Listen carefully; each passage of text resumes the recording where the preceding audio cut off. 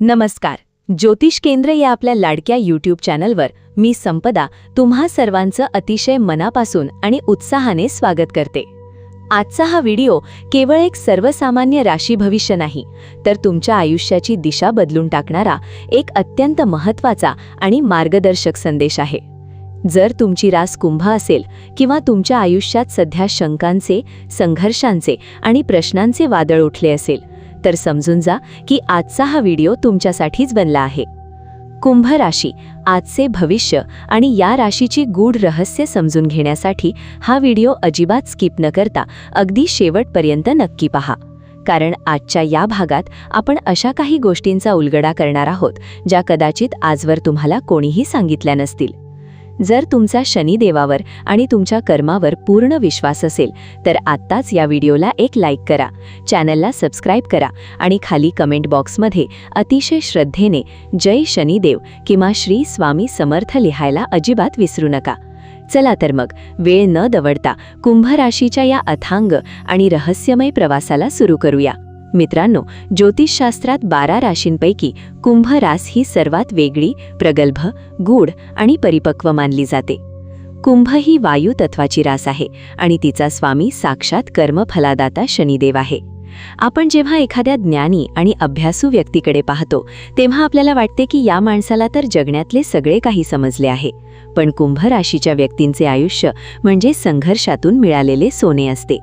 आज आपण कुंभ राशीत येणाऱ्या 3 अत्यंत महत्त्वाच्या नक्षत्रांचा, धनिष्ठा, शततारका आणि पूर्वा भाद्रपदा यांचा सखोल अभ्यास करणार आहोत. कुंभ राशीत सर्वात पहिले नक्षत्र येते ते म्हणजे धनिष्ठा. धनिष्ठा नक्षत्राचे 2 चरण मकर राशीत असतात आणि उरलेले 2 चरण कुंभ राशीत येतात. प्राचीन ग्रंथांमध्ये धनिष्ठा नक्षत्राचं वर्णन करताना अत्यंत परस्पर विरोधी शब्द वापरले गेले आहेत. काही ठिकाणी या लोकांना अत्यंत श्रीमंत, शूर आणि गुणी म्हटले आहे, तर काही ठिकाणी चंचल, हट्टी आणि खादाड म्हटले आहे. आता तुम्ही विचार कराल की एकच माणूस शूर आणि हट्टी किंवा ज्ञानी आणि खादाड कसा असू शकतो?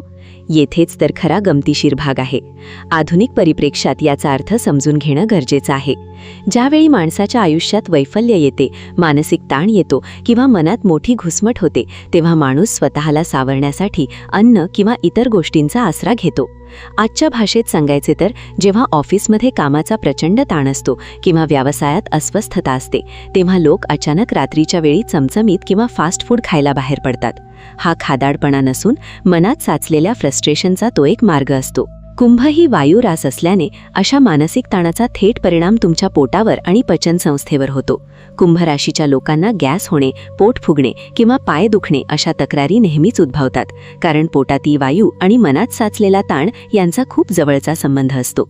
धनिष्ठा नक्षत्राच्या लोकांना आयुष्यात सहजासहजी काहीच मिळत नाही. त्यांना लोखंडाचे चणे चावावे लागतात. पण लक्षात ठेवा, जोपर्यंत लोखंडाचे चणे चावले जात नाहीत तोपर्यंत यशाच्या शिखरावर पोहोचता येत नाही. जर तुमच्या पत्रिकेत धनिष्ठा नक्षत्रात शनी, राहू किंवा मंगळ यांसारखे कडक ग्रह असतील तर सुरुवातीच्या काळात कौटुंबिक किंवा वैवाहिक जीवनात प्रचंड अडसरी येतात. उदाहरणाचं घ्यायचे झाले तर एखाद्या तरुणाने स्पर्धा परीक्षेची किंवा मोठ्या व्यवसायाची तयारी सुरू केली, पण सुरुवातीलाच त्याला एका पाठोपाठ एक अपयशाचे चटके बसले. अशा वेळी तो माणूस खचून जातो. पण हीच त्याच्या धनिष्ठा नक्षत्राची परीक्षा असते. या नक्षत्राला सुरुवातीला जीवन जड वाटू शकते, पण सोशिकतेने पुढे गेले की यश निश्चित मिळते. आता आपण एका अत्यंत रहस्यमय नक्षत्राकडे वळूयात, ज्याचं नाव आहे शततारका. शततारका म्हणजे तब्बल 100 ताऱ्यांचा समूह. आकाशात एवढे सारे तारे एकत्र असणारे हे एकमेव नक्षत्र आहे. 100 तारे म्हणजे अफाट ताकद, पण ही ताकद कशी वापरली जाते यावर सर्व काही अवलंबून असते. शततारका नक्षत्रात जन्मलेल्या व्यक्तींना एका गोष्टीचं भयंकर व्यसन असते, पण हे व्यसन दालूचे किंवा जुगाराचे नव्हे, तर हे व्यसन असते अभ्यासाचे, संशोधनाचे, ज्ञानाचे आणि आपल्या कामात परिपूर्ण होण्याचे. ज्याप्रमाणे एखाद्या निष्णात डॉक्टराला रात्रंदिवस नवीन आजारांवर संशोधन करण्याचे व्यसन असते किंवा एखाद्या तंत्रज्ञाला नवीन कोडिंग शिकण्याचे व्यसन असते, अगदी तसेच शततारका नक्षत्राचे लोक ज्ञानाच्या शोधात अखंड बुडालेले असतात. या नक्षत्राची सर्वात मोठी खासियत म्हणजे हे लोक अत्यंत स्पष्ट वक्ते असतात. कोणाची खोटी स्तुती करणे, बडेजाव मारणे किंवा भुलथापा देणे यांना अजिबात जमत नाही.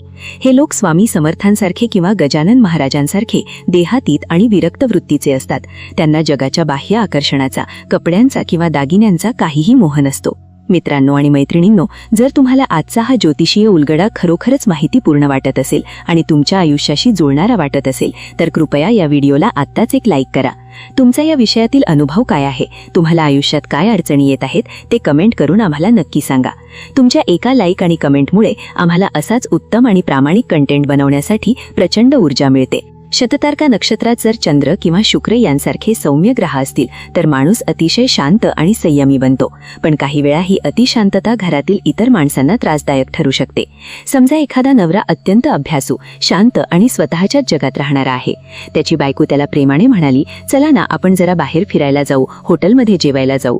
त्यावर तो अत्यंत शांतपणे उत्तर देईल, बाहेर खूप गर्दी आणि प्रदूषण आहे, त्यापेक्षा घरी बसून पुस्तक वाचलेले काय वाईट. अशा वेळी त्या स्त्रीची काय अवस्था होईल. शुक्र जर शततारका नक्षत्रात आला तर ग्लॅमर, मेकअप, निष्फळ मौजमजा या सगळ्या गोष्टी निस्तेज होऊन जातात. हा माणूस एखाद्या सुंदर आणि नटलेल्या स्त्रीला थेट सांगेल की हे सगळे क्षणभंगूर आहे, आत्मज्ञानाकडे लक्ष दे. पण याच शततारका नक्षत्रावर जर राहू किंवा केतूचे ग्रहण लागले तर मात्र परिस्थिती भयानक बदलू शकते. देवाने दिलेली अफाट बुद्धिमत्ता आणि ज्ञान यांचा दुरुपयोग केला जाऊ शकतो. एखादा प्रचंड हुशार आणि सुशिक्षित माणूस जेव्हा चुकीच्या मार्गाला लागतो किंवा व्यसनाच्या आहारी जाऊन स्वतःचे आणि कुटुंबाचे वाटोळे करतो, तेव्हा समाज म्हणतो की इतका हुशार माणूस असा कसा वाहनात गेला. हे घडते जेव्हा शततारका नक्षत्रातील ज्ञानाला राहूचे ग्रहण लागते. आता आपण कुंभ राशीच्या तिसऱ्या आणि अत्यंत प्रगल्भ नक्षत्राकडे वळूयात, ते म्हणजे पूर्वा भाद्रपदा. कुंभ राशीत या नक्षत्राचा पहिला चरण येतो. पूर्वा भाद्रपदा नक्षत्राचे लोक म्हणजे साक्षात संशोधक, शास्त्रज्ञ आणि काटकसरीचे मूर्तिमंत उदाहरण असतात. हे लोक जगाच्या कल्याणासाठी अत्यंत कठोर आणि बारीक संशोधन करू शकतात. उदाहरणार्थ, आजच्या आधुनिक वैद्यकशास्त्रात जेव्हा एखाद्या औषधाचा शोध लागतो, जसे की मधुमेहाच्या रुग्णांच्या डोळ्यांच्या पेशींचं रक्षण करण्यासाठी विशेष विटामिनच्या गोळ्या बनवणे, तेव्हा त्यामागे वर्षानुवर्षांचे बायोकेमिस्टचे परिश्रम असतात. हे सूक्ष्म आणि गुंतागुंतीचे संशोधन करण्याचे सामर्थ्य पूर्वा भाद्रपदा नक्षत्र प्रदान करते. जर तुमच्या पूर्वा भाद्रपदा नक्षत्रात चंद्र किंवा गुरु असेल तर तुम्ही प्रचंड अभ्यासू आणि व्यासंगी बनता. अशा व्यक्तीचे मूळ क्षेत्र काहीही असो, समजा ती व्यक्ती CA किंवा वकील आहे, पण घरी आल्यावर तिला इलेक्ट्रॉनिक्सच्या वस्तू उघडून जोडण्याची, नवीन गॅजेट्सचा अभ्यास करण्याची किंवा गूढ शास्त्रांचा शोध घेण्याची भारी हौस असते. हे लोक ज्ञानाची कोणतीही सीमा मानत नाहीत. परंतु जर या नक्षत्रावर पापग्रहांची वाईट दृष्टी पडली तर हीच अतिअभ्यासाची वृत्ती मानसिक ताण, डोक्याचे आजार किंवा निद्रानाशाचे कारण बनू शकते. रात्रंदिवस एकाच विचारात गढून गेल्यामुळे मेंदूवर प्रचंड ताण येतो आणि आरोग्याच्या गंभीर समस्या निर्माण होऊ शकतात. म्हणूनच कुंभ राशीच्या सर्व जातकांना आज मी एक अतिशय सोपा, प्रभावी आणि सात्विक उपाय सांगत आहे, जो तुमच्या आयुष्यातील नकारात्मकता दूर करून यशाचे दरवाजे उघडून देईल. दर शनिवारी सकाळी किंवा संध्याकाळी शनिदेवाच्या मंदिरात जाऊन मोहरीच्या तेलाचा दिवा लावा. त्यात थोडेसे काळे तीळ टाका. दररोज सकाळी सूर्योदयानंतर ओम शम शनेश्चराय नमः या मंत्राचा 108 वेळा जप करा. यासोबतच शनिवारी कोणत्याही गरजू किंवा गरीबाला काळ्या छत्रीचे, चपलांचे किंवा अन्नाचे दान करा. या लहानशा उपायाने तुमच्या पत्रिकेतील शनिदोष शांत होतील, मनातील फ्रस्ट्रेशन आणि ताण निघून जाईल आणि शततारका व पूर्वा भाद्रपदा नक्षत्राची शुभ फळे तुम्हाला मिळू लागतील. कुंभ राशीचं आयुष्य म्हणजे एका विशाल समुद्रासारखे आहे. सुरुवातीला जितकी संकट, वादळं आणि आव्हाने येतील तितकीच तुमची प्रगती उशिरा का होईना पण अत्यंत भक्कम आणि कायमस्वरूपी होणार आहे. शनिदेव तुम्हाला कधीही फसवणार नाहीत. ते फक्त तुमच्या संयमाची आणि कर्माची परीक्षा घेतात. मला पूर्ण विश्वास आहे की आजचा हा व्हिडिओ तुम्हाला तुमच्या आयुष्यातील अनेक प्रश्नांची उत्तरे देऊन गेला असेल. जर हा व्हिडिओ तुम्हाला मनापासून आवडला असेल तर आत्ताच तुमच्या सर्व कुंभ राशीच्या मित्रांना आणि नातेवाईकांना हा व्हिडिओ नक्की शेअर करा. ज्योतिष केंद्र या आपल्या लाडक्या चॅनलला सबस्क्राईब करायला आणि बेल आयकॉन दाबायला अजिबात विसरू नका, जेणेकरून असेच नवनवीन आणि सखोल व्हिडिओ तुम्हाला सर्वात आधी पाहायला मिळतील. जाता जाता कमेंट बॉक्समध्ये श्री स्वामी समर्थ आणि जय शनिदेव लिखायला विसरू नका.